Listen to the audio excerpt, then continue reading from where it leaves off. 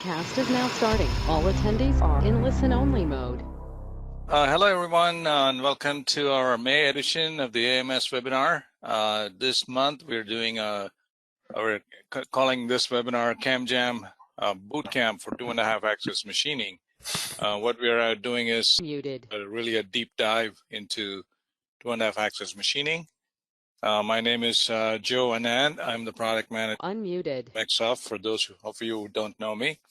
Today, I'll be joined by Don LaCourse, who's our senior application engineer, who's actually going to be doing the demo. So before we get started, a few housekeeping tips. Don, next slide, please. Yeah. You can use your chat window for questions. I'll be in the background while Don is talking and showing the product to you. And I'll be monitoring the chat window for questions from you, and I'll be trying to answer them as efficiently and quickly as possible. And if there's anything we need to stop Don and show something that's not clear, we can always do that. You can ask me and put your questions or suggestions in the chat window. Typically, we also reserve the last 10 minutes for any questions. Lately, we've been running out of time, and we hardly do that anymore, but that's why we like to keep it as interactive as possible. And then the recording of this webinar will be made available in a couple of days to all those who are registered. We'll send out an email with a link, YouTube link, where you can watch it at your leisure or convenience. Okay, so today's agenda, as I mentioned, is a deep dive into 2.5-axis machining. We're going to start out with 2.5-axis explained, then go into machines, a little bit about machines and setup. And then also talk about how toolpaths are actually calculated. So to give you a little bit of insight there, so you can understand how different machining operations actually work in our product. We'll also talk about cutting tools and the different contact positions and things of that sort with respect to the cutting tools themselves. And then we'll talk about control geometry, also geometry in general, the control geometry as well as the part geometry. And then an area where a lot of people get caught up and confused a little bit is the cut levels. So we're going to be talking about that in depth. And then Don's also going to talk about, give you some basic tips for new users on how to navigate our 2.5-axis machining operations. And so without any further delay, Don, please go ahead. Hello, everyone. First off, I want to make sure everyone can hear me. If there's any reason anyone can't, just put a note in the chat window, and we'll see if we can get that working for you. Okay, 2.5-axis machining.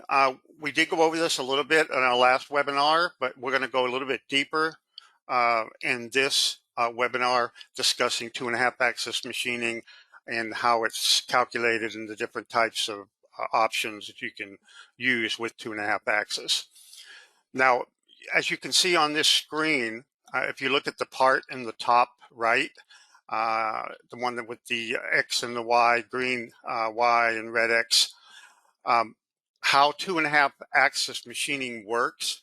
The cutter moves in X and Y. It can move in X and Y simultaneously, and it's fixed in the Z. So basically, you start out cutting in X and Y at your first cut level, and then you move X and Y, and when you're done with your first cut level, the tool will travel in Z and then stop at that cut level. So the tool axis, the Z axis, is not moving when the X and the Y are moving. So that's how that's the basic limitation of 2.5-axis machining.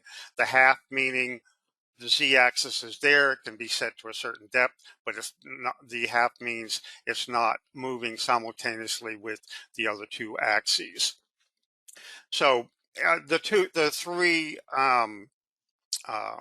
parts shown under that just gives you an example of a few 2.5-axis operations.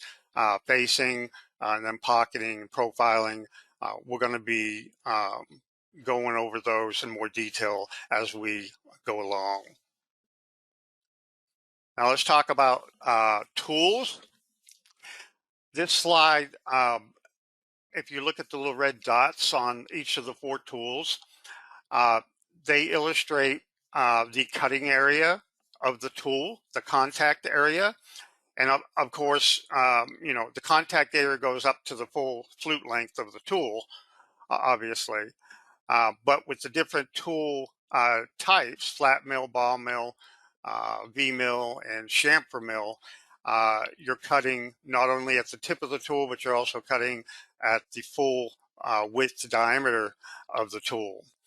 And one thing to note here, we included the ball mill only as a warning, so to speak. Typically, ball mills are not used for 2.5 axis machining. They can be. If you're cutting the bottom of a pocket and you want to have a fillet radius at the bottom, you can use a ball mill, obviously, and that'll leave a fillet at the bottom. But just pay attention that how the ball is going to act when it hits a edge or the edge of a control region. For example, the little graphic there, we call that the waterfall effect. If you look at the tool, it gets to the first few levels at the top of the cut. That ball mill will ride on your control geometry, and it will ride it all the way down till you reach the full width of the tool. And typically you don't want to do that because of tolerances and whatnot, that edge, the top edge, could be degraded. So typically you stay away from ball mills unless you absolutely need to. Now, the geometry types. In 2.5 axis machining, you can use any geometry type, lines, curves, 2D drawings. You can use wireframe drawings. Wireframe basically not used anymore much, but if you had to, you could use just the wireframe geometry. You don't have to have a part or 3D surfaces underneath that. And then obviously, if you do have a solid model, that's fine. If you have just an open surface model, that's fine. It doesn't have to be a solid. Basically, all you want here is to be able to grab lines, curves, or edges of surfaces to use as your control geometry. And Well, one thing I wanted to add, Don, I mean, there's a lot of customers who are actually bringing in DXF files and using that for machining, especially for people who are doing cabinet type of work, and that's also quite very possible in our product. So even though you mentioned that wireframe is not used much, we do have a lot of customers using, you know, nesting and DXF files. So there's a whole class of customers who are doing that. So okay, that's possible in our product too. okay. And as Joe mentioned, you can bring in drawing files. DWG DXFs are typically from AutoCAD source files from an AutoCAD system. You can also bring in IGES files and step files. And like I said, it can be a full solid model. As long as you can grab those edge curves and use as control geometry, you can apply 2.5 axis machining. One thing to note here that users tend to get a little confused on at first is that in 2.5 axis machining, the part really, the surface model really doesn't play any part in calculating the 2.5 axis tool paths. Only the control geometry that you selected. From that geometry, you tell the tool path how deep to go, how much to cut, how much stock to leave, what the step overs are, etc. You control all of that in your 2-axis operation. And the 3D model is really just there for visual purposes, so you can use the geometry that it provides you. I hope that's clear. Now, there's other types of control geometry other than just Don, let me interrupt you. Sorry. Sure. That was a really good question, and I thought we should explain that a little bit more. One of the attendees is asking, do all the curves have to be closed? So I just wanted to make a comment on that. Okay. Go ahead. Yeah, not necessarily. So we have a whole. You can think of control geometry as you know, we could use both closed and open geometry. Any method that you're using for roughing, for area clearing, for instance, pocketing when facing, Machining operations of that nature, where you're doing area clear and roughing type of operations, you would need closed geometry. But for anything finishing, for instance, profiling, slotting, and chamfering, filleting, and engraving, all of that, you can use both closed and open profiles or open curves as control geometry. So that's a good rule of thumb to have in your mind when you're selecting geometry. You cannot use open curves in pocketing or facing, but in any other method you can. Thanks, Don. Okay, great. Also, there's other types of control geometry. You can use avoid regions as well as part drive regions. If you use avoid regions, basically, like it says, the toolpath will avoid those areas. Although, if you look at the part in the middle of the part at the top of the slide, where it points out the avoid regions, those regions have to completely bisect the control geometry region. So it can't overlap or coexist with the control geometry.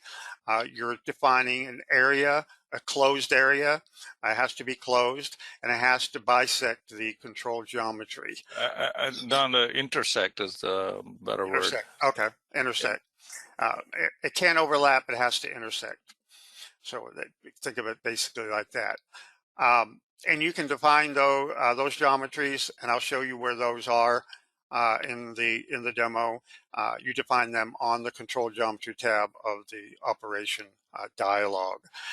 Also, you can define fixtures. If you have clamps that you're wanting to avoid, you can define those in your machining job, and there's an icon, and I'll show you where that is, where you can define your fixture operations.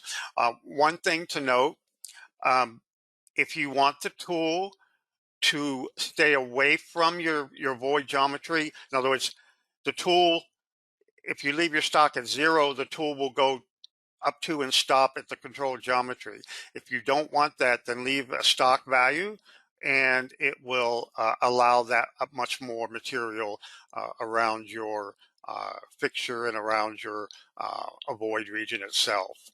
So if anybody has any questions about control geometry, go ahead and submit those. But that's the basic explanation of what the different types of control geometry is in 2.5 axis.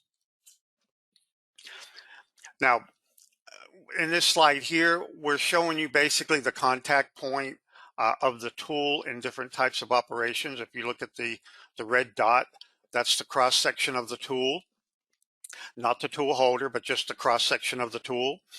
And you'll see that starting from left to right and facing, the center tip of the tool is where the tool path is laid. So the center of the tool goes to the outer extreme edge of the control geometry in facing, and it'll work its way in, step over until you clear the entire area.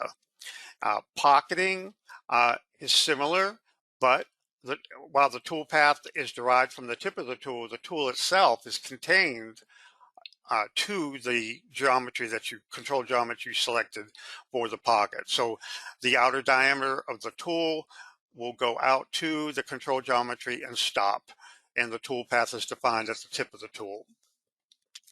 Similar for for profiling.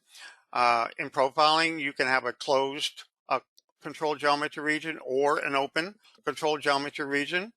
And just like in pocketing, the outer diameter of the tool will stop at the control geometry, and the tool path is defined at the tip of the tool. And also on the far right in engraving, you can think of engraving as if you want the tool tip to follow any curve. It can be a 2D curve, open curve, closed curve. It can be a 3-dimensional curve. It can be a contoured curve. The tip of that tool will follow that curve wherever it goes. And that, if you wrap your head around that, you'll think of a lot of ways that you can employ engraving other than just, engraving letters or part names and stuff like that. You can engrave anything, and that comes in handy if you want absolute control of the tip of the tool. Now here's just a three-dimensional view of those different toolpath methods. Starting from left to right, you see a facing operation at the top of the block, and just you need to know that in facing, the center tip of the tool is going to go to the outer perimeter of your control geometry. So the tip of the tool, the center of the tool will follow that outer perimeter. So you need to make sure that you have enough, clearance out there, that you're not going to hit anything else that you don't want to machine. Typically, this is used for the top facing areas, and not so much open faces, and I'll show you that in a minute. It works similar. So also in pocketing, the outer diameter of the tool will go out to the control geometry and stop, and the tool path is calculated at the center of the tool. Profiling, the same, but you're just putting one path at the outer perimeter of the tool, whichever side that you tell it to cut on. And again, the graving, the only thing that you're using in the engraving, if you notice there, is the curve itself. The part, the box, the slot that's being cut, that has no effect on your tool or the cut. What's driving the tool is the curve, and the tool tip of the tool is riding on that curve. Now, let's talk about some other types of control geometry.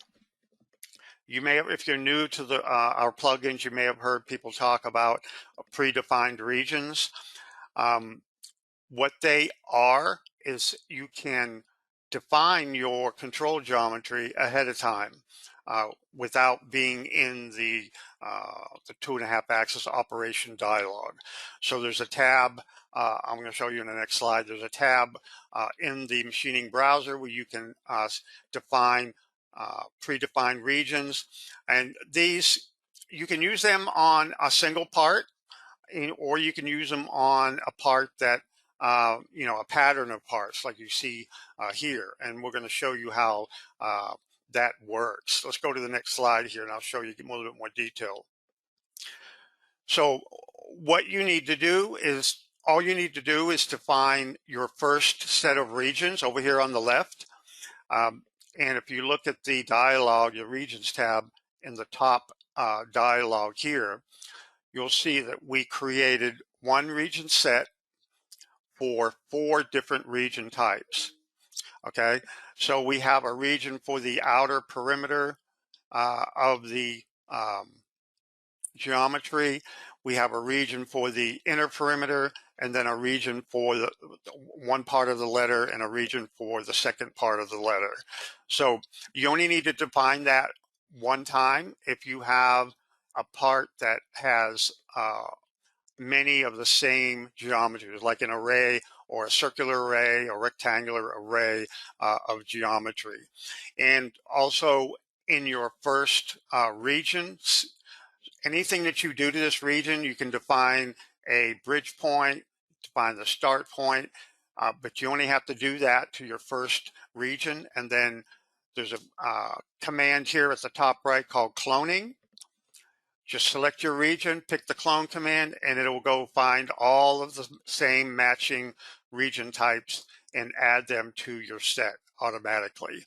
This becomes... Yeah, it actually does geometry matching. So yeah, it's going to look in the part for similar or exactly similar geometry, but could be in a different location. So right, it's a pretty important distinction there. Yep. And then for those of you wondering what the part is, those are actually planar surfaces. So if you look at the blue and the magenta area that are dark shaded, those are actually planar surfaces, and we have just created machining regions by picking the edges of those planar surface. Yes, and those surfaces are not at the same level, so they can be deeper or higher, and you can control the cut levels in your operation dialog. Okay, so let's go talk about more about control geometry. You can control, obviously, which side of the curve that you're going to cut and where on the curve it's going to start cutting. One thing we need to note that just some tips so you understand about the curves that you're going to be selecting. If you're doing pocketing, actually, if you're doing any type of machining with curves, it's always a good idea to first merge your curves into a single curve.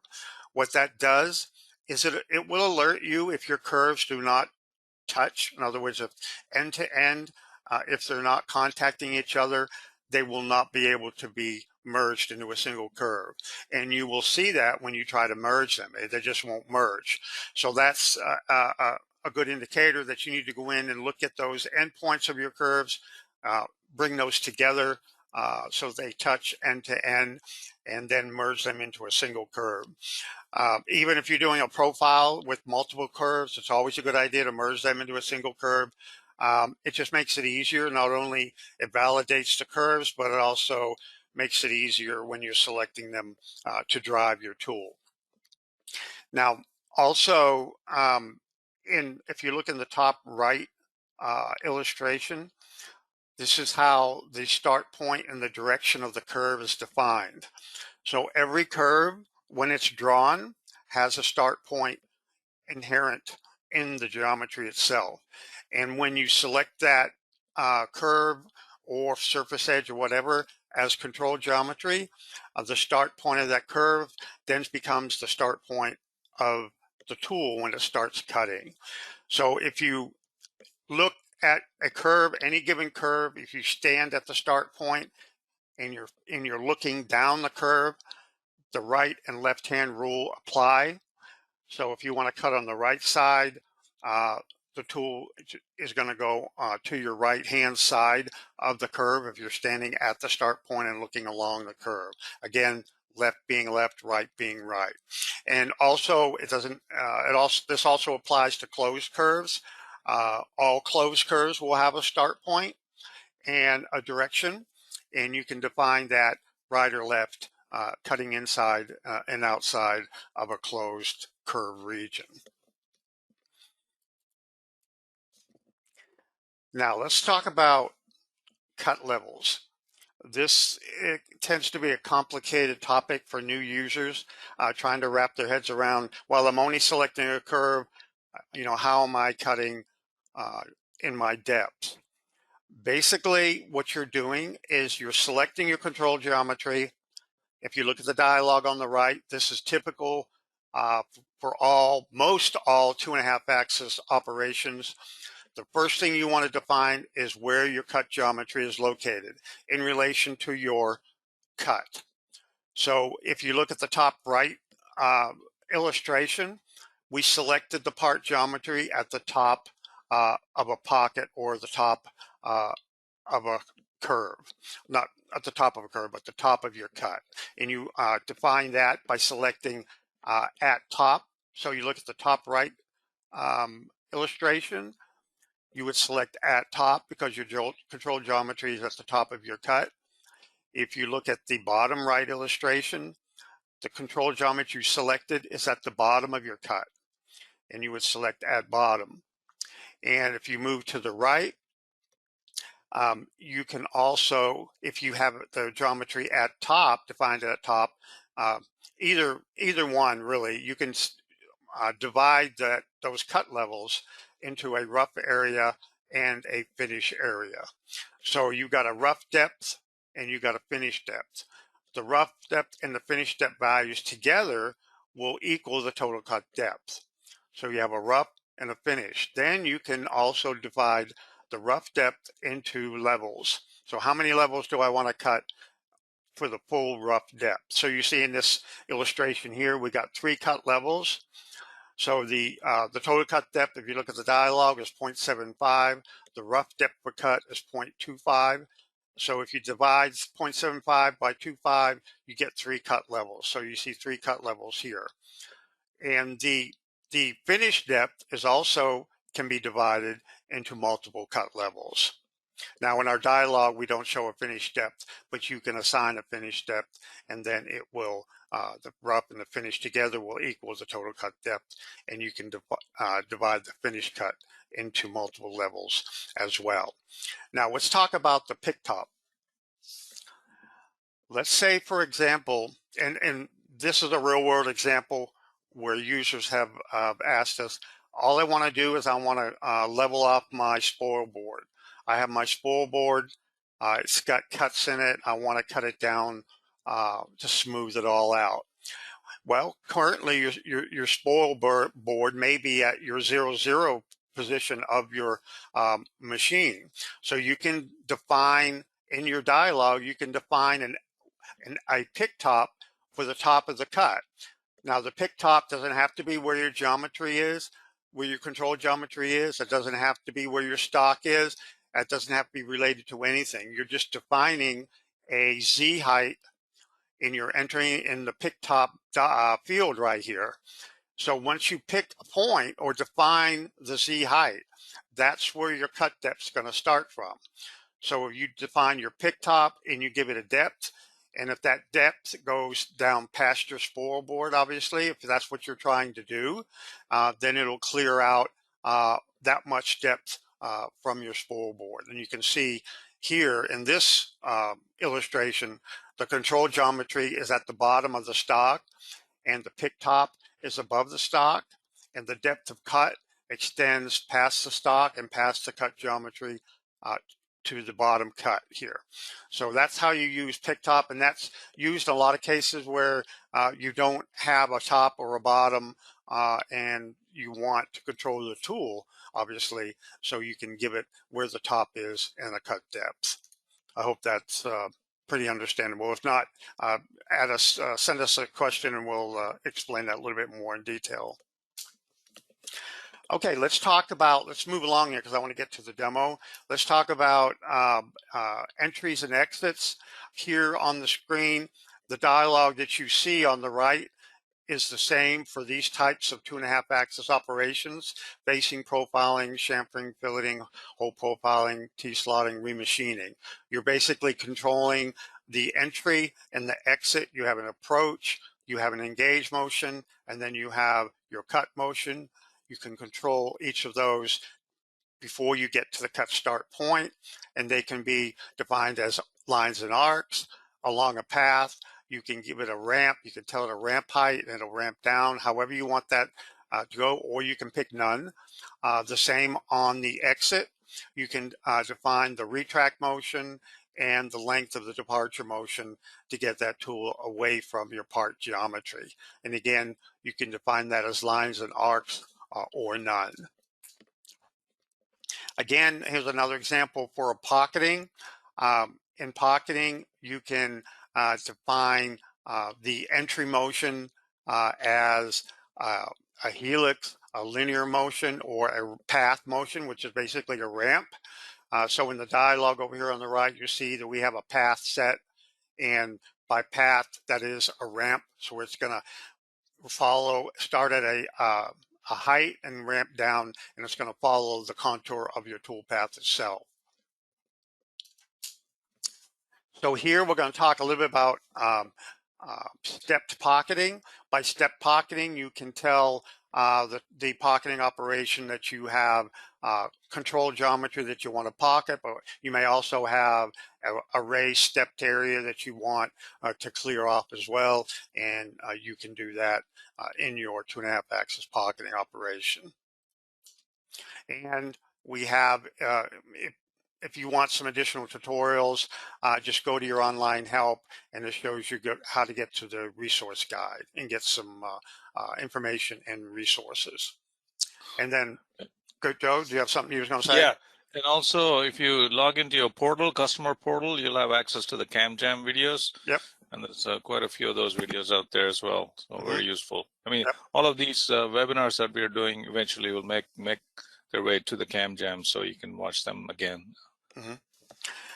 So, and also I want to point out we have two best practices guides for 2.5 axis and 3.5 axis machining, which goes over a lot of the things that we discussed and more. These are all best practices, tips and techniques in these two guides. So these are must reads. Okay, so let's get into the demo. We got about 30 minutes. That's good. And let's go ahead and bring up our part. So we looked at this part a little bit in the slides. It's got a lot of different things going on in this part. You have an open pocket here on the back. You have multiple pockets in the middle. You have a step pocket here on the right with an island. You got a slot. You got chamfers on the slot. So you got a lot of things going on. Let's go ahead and do a facing operation. And we'll just go into 2.5 axis facing.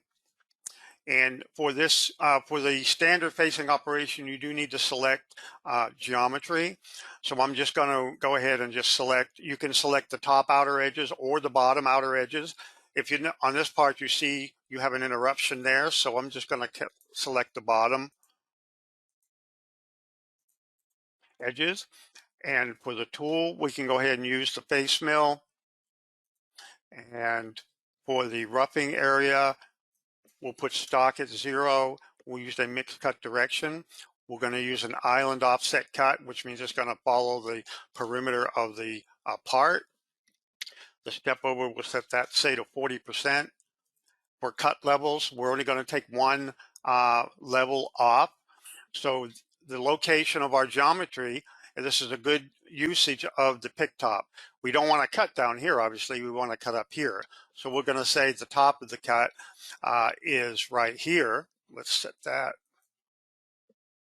So that's the top of the cut, and I'm cutting down 0 depth. So that means it's going to make one pass at the pick top that I picked. So let's go ahead and do, you can also obviously control the entries and exits.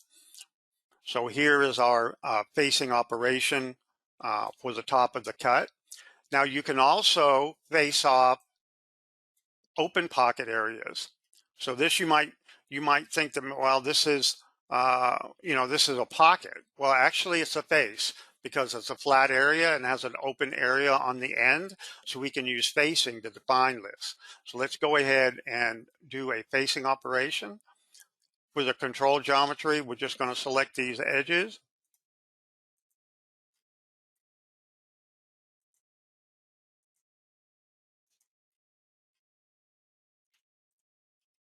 And then we're going to select a tool. Let's just use, say, an 1/8 inch. This is a small pocket area. And we're going to go stock. We'll leave that at 0. This is a finishing pass, so we'll just 1,000 for tolerance. A mixed cut direction, a step over of, say, 40%. And we can do a one or multiple cut levels. We're just going to do one cut level. Again, where is the geometry I selected? I selected at the bottom of the cut, so it's at bottom. And I'm going to do one cut level. So these, the total cut depth, and these are all 0. And the entry and exit, we can set it to none, or we can set it to lines and arcs. And let's go ahead and fit curves. And let's generate that. So here is your open-faced pocketing. And so Don, one quick note on the open facing. You kind of picked it very quickly, and I just want to emphasize that. So what internally what this operation is doing is when it looks at this open curve in facing, it's actually putting a line segment from the end point to the start point of the curve. And it's saying that line segment is really where the material, the stock material starts. So that's how it figures out how to enter the material. That's why you're seeing the entry exits go through that line segment. So you can leave, you can use an open curve in facing, but internally we will add a line segment to close it up. So it's important, to know that. So if you had just selected this side and this back side, let's say you stopped right here. Let's say you stopped there. Then the path to be calculated from here up to here. So it would stop along this theoretical line here. And a lot of That people, might not actually work because you might have an yeah, intersection there. yeah. So, But yeah, I mean, in so general, if you have a yeah. open curve and it'll stop at each end. And as long as the geometry that you want to cut is within this area, um, that's how it would work. Okay, so let's see what else we got going here. Let's do some step pocketing. So let's go ahead and we'll do a 2.5 axis pocketing operation. And we have some predefined regions already set. Let's see what we got here. We've got that outer perimeter set, and we have this set. So let's use the outer perimeter as the control geometry. And for the tool, we'll go ahead and use a 1/4 inch tool, flat end mill. And for we'll go ahead and leave some stock, and we'll finish this off with a profiling operation. Let's just tighten this up. Well, 0-1 is fine since it's going to be a roughing operation. We do an offset cut pattern, a mixed cut direction. We're going to start on the inside of the pocket and work our way out. And we'll do a step over of 40%. And for our cut levels, we'll go ahead and do one cut level, and it will be at the cut where location of cut geometry is at top, because that's where our control region that we selected is. So for the total cut depth, if you don't know the depths, just pick this button and pick 2 points, and you can get a little bit in there. Pick a top point and a bottom point. It'll calculate the depth for you, and then you can divide it up into multiple cut depths. And this is the entry and exit. We'll just use a helical entry, and we'll do arc fitting to see if it finds any arcs, and let's go ahead and generate that. So here let's go ahead and do this. Here is our cut levels right here. 2 cut levels. So the base of the pocket is here, our geometry is here, and this is the first cut level, and this is the second cut level. Don, there was a question on arc fitting, and I just wanted to point out in this toolpath that Don's created and is being displayed on the graphics screen, you can see these dark blue lines. Those are arcs. They're fitted arcs, which are actually fitted after the toolpath is generated. So this can help you in improving the quality, surface quality, as well as the speed of machining, because you're taking a whole bunch of point-to-point moves and converting them to arcs. Yep. Okay, we got some additional pockets. So let's go ahead and clone our first pocket. And we'll make a copy of it. And we're going to go ahead and remove all. And what we're going to do, we're going to select, we'll use select the flat area for here. And that'll be one area. And then also we can, okay, let's just do this area for now. And let's go to our, we also have an island here. So we're gonna, now here's a neat trick. If you already have something in your control geometry list and you don't want to get rid of it, you just want to add to it. So just press the shift key and select the curve edge regions button, and you can pick another area. We'll just pick the top of this. Don, when you pick the flat area, it would have automatically picked the inside too. Yeah, so you're right. You don't need that.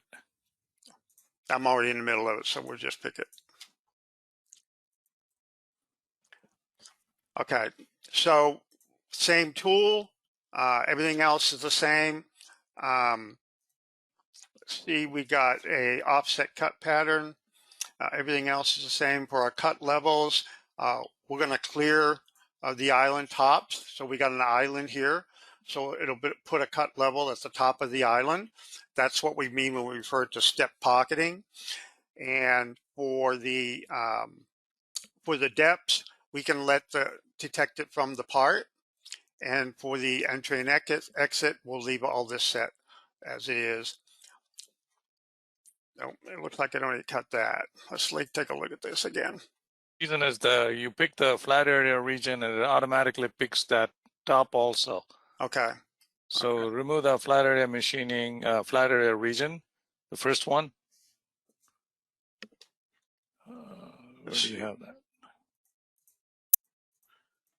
Oh, you only picked Yeah. that because, yeah, Okay. you need that. Yeah, you need to pick the outer one too. Okay. So I just shift, and then I'm going to go here and at the outer one.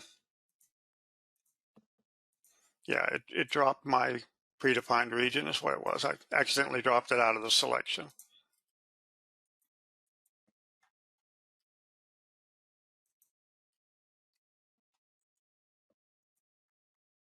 Okay.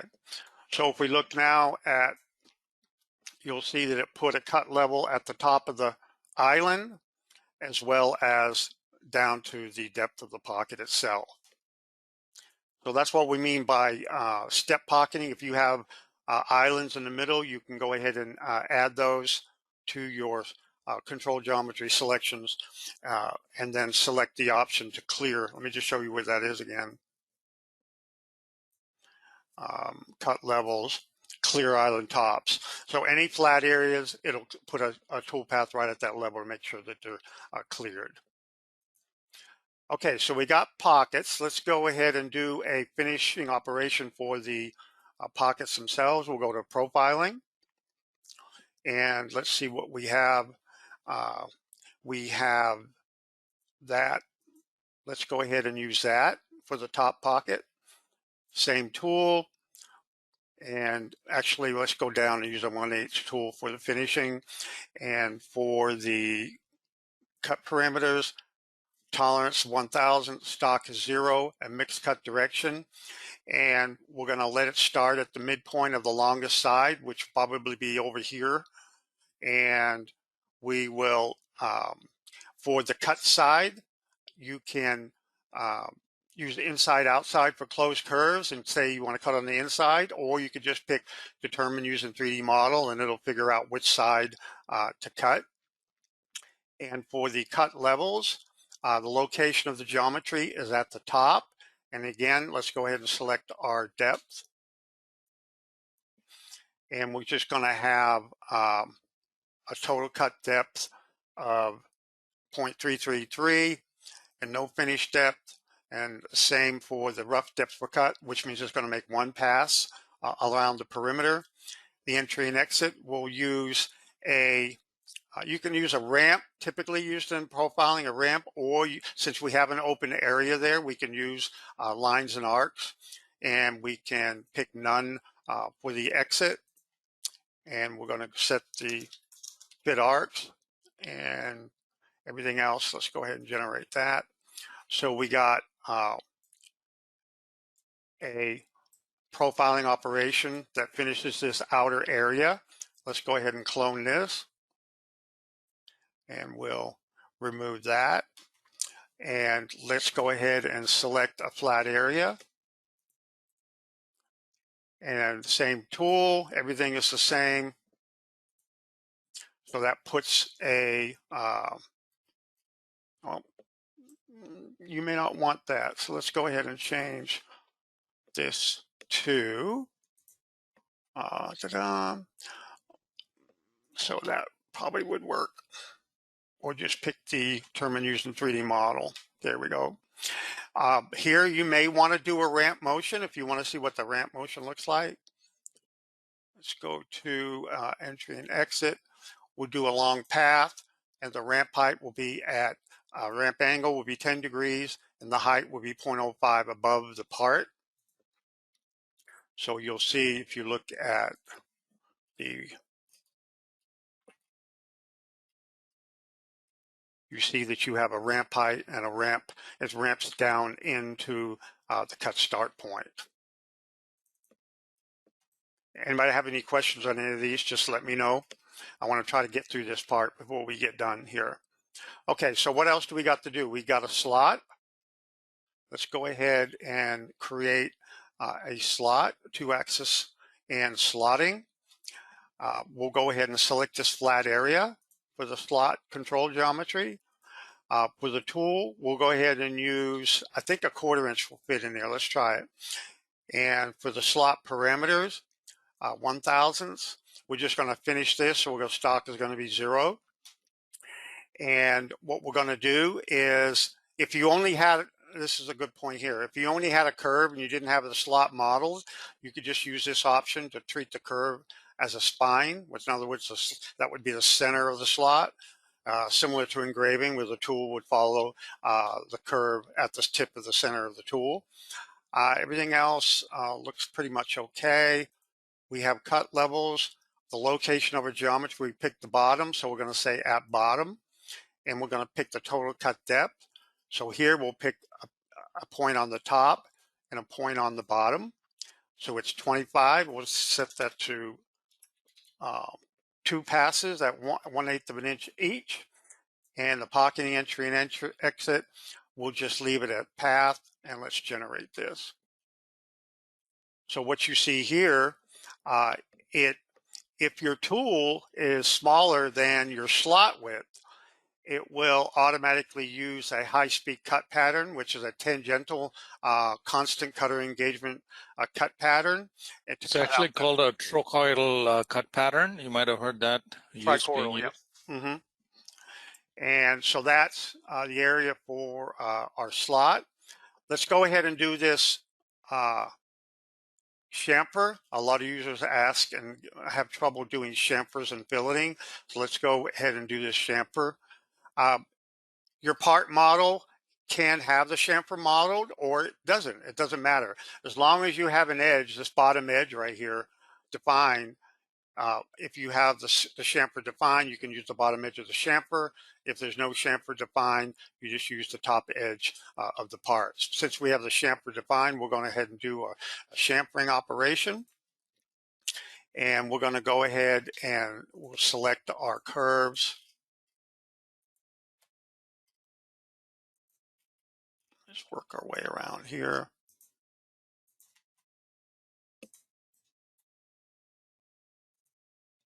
Okay. And for the tool, we're going to use our 45-degree V-mill. So this is a 45-degree chamfer. And for the cut parameters, so we're going to set a tool tip clearance. In other words, the tip of the tool will go past the depth to clean this bottom edge. So we'll put, say, 10/1000ths. And the cut width is, we'll leave that set, I believe it is 0.01. I think, let's try that. And maximum cut depth, so it's going to cut it all in one depth since this value is larger than the width. And we'll use a mixed cut direction. We're going to cut on the, let it determine from the 3D model. We're not going to use a step over. And for the entry and exit, we'll just go ahead and do a long path. Use a none for the exit. We'll fit arcs. And let's go ahead and see what we got there. So here is our chamfering operation. You'll see that it is lower than the edge, so it's cutting the tooltip clearance. This is the tooltip clearance right here, and it's based on the edge.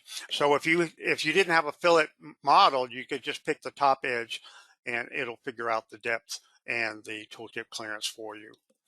Okay, so what else we got going on? We got a hole here. So let's go ahead. We got a few minutes left. Let's go ahead and do a hole pocket. So we're going to go through a hole pocketing, and we're going to use this edge, 2 edges here for the hole. For the tool, we'll use the 1/4 inch tool. For cut parameters, for hole pocketing, where's the cut geometry? It's at the top of our cut, so we'll leave it at top. Calculate the depth, and it's at 0.33. We'll set that to a step down, let's say 0.16, say. That'll make it 2 levels. And we can do a cleanup pass, which means it's going to cut 1 level, work its way out, and then do a cleanup pass on the outer perimeter. Step over, make it 40%. For entry and exit, for hole pocketing, the entry and exit, is a helical motion. So you're defining the height or the angle of the helix. So we're going to leave this set to this height of say 0.01 or 0.1. And well, that's it. Let's go ahead and generate that. So let's look at so we have a whole pocket, 3 cut levels. Each cut level has a helical entry and a cleanup pass at each cut level. So the blue is a circular motion at each cut level to clean that whole pocket up. Let's see what else we got in here. Joe, do we have any questions? Do we need to reserve the last 5 for questions? No, go ahead. Okay. Finish up the demo. Okay.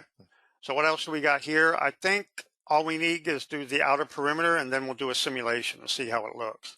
So we're going to do a profiling. We're going to use this outer edge here, the same curves we use for the facing. And we're just going to clean this up on the outside. So for the tool, we can use our large flat 1/2-inch end mill, cut parameters, tolerance, stock is 0, mixed cut direction, use midpoint of the longest side. For the start point, we'll determine based on the 3D model. And for the cut levels, the location of cut geometry is at the bottom. Our total cut depth, we're going to pick 2 points, is 1, and we'll set this to 4 cut levels. And entry and exit, we'll just leave that as a long path. Lines and arcs. Lines and arcs will use a radial entry exit and a radial entry. Advanced cut parameters, we don't have any arcs, so we don't really need this. So let's turn that off. We do have some cornering options that would work good here. If you don't want, a lot of cases, you don't want the tool to roll around this corner. So we're going to make it a sharp corner where the tool will go past it before it goes in the next direction. So let's go ahead and generate that. So there's our profiling operation with nice square corners. So let's go ahead and do a simulation. And we will, let's make sure we see all of this.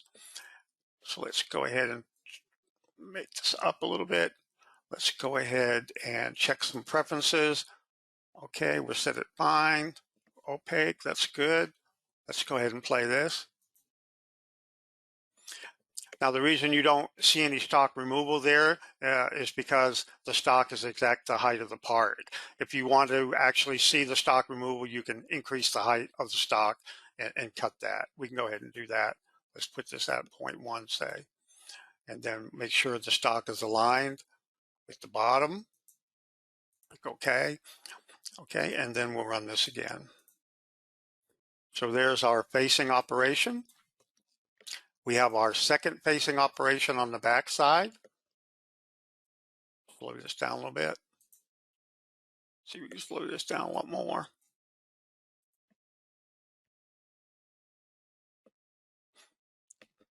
Okay, and that's our second facing operation on the outer side. So let's do our pockets.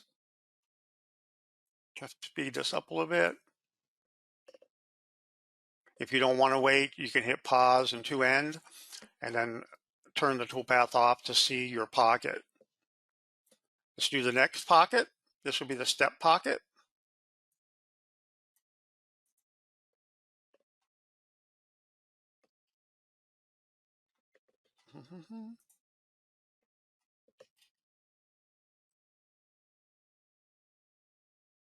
Okay. You'll see that it put a level at the top of the boss area. Let's turn this off. And this is a roughing. Remember, this is a roughing operation, so it leaves material on the sidewalls. So we'll go ahead and do our profiling. That's the finished profile for the top pocket. Finished profile for the bottom. Let's see, we didn't clear all that. Looks like we got a problem there on that one. Let's take a look at this. Let's do cut levels. Okay. Let's pick that bottom. Let's resimulate that. Okay, that's right. So we got cleanup finishing passes for the island and the pocket. Let's go ahead and do our slotting.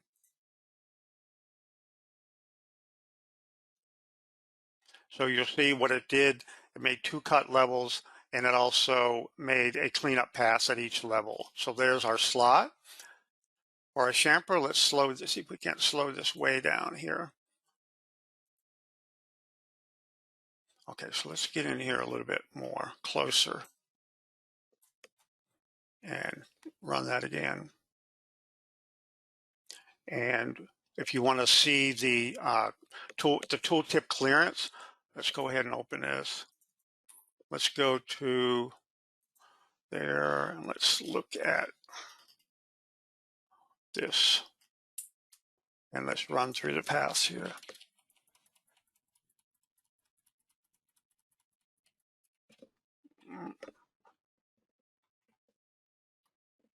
Doesn't look like I see it here. Let's change the preferences here. Okay, and let's go ahead and step through it. So if you look right there, there's the geometry we selected as the bottom edge of the chamfer. Our tooltip is going down past the chamfer. And let's go ahead and play that. Working its way around. Okay, let's see what else we got here. Let's turn this off. Let's turn our preferences back. And we got the whole pocketing.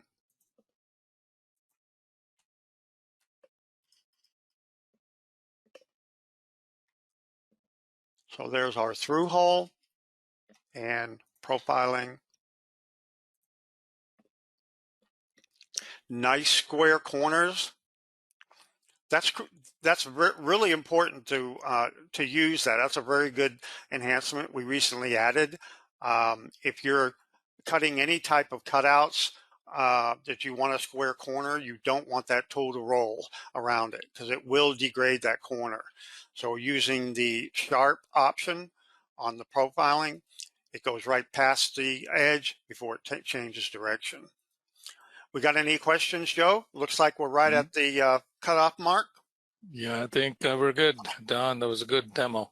Okay, we've got some other parts that go with this. If you want the parts, just send us an email, and we've got parts for the regions and all the other things that we talked about besides this part, and we can send them out to you.